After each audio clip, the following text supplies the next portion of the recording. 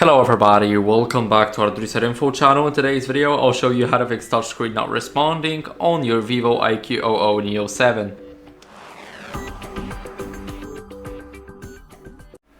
So first, let's go over to the settings. And here, what you guys can do is check for the software updates. So first, scroll all the way down until you guys see System Management and Upgrade. Now go to System Update.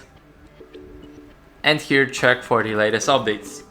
But if your phone is not responding at all, then remove a screen protector and a case to fix the interference. So as you guys can see, when you do not have an original case, then it might not actually fit perfectly and you guys can have issues with your touchscreen.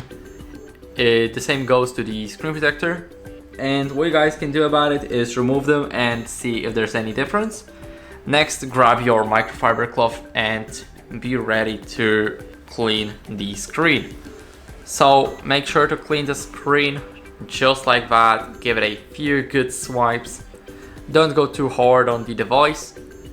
But after that, what you guys can do is restart the phone to refresh the system. So hold the power button. Now slide this icon right here. Oops, I left the settings. Let me go here again. So we need to slide it all the way to the right. And now our phone is restarting. So I'll see you guys once the phone restarts completely.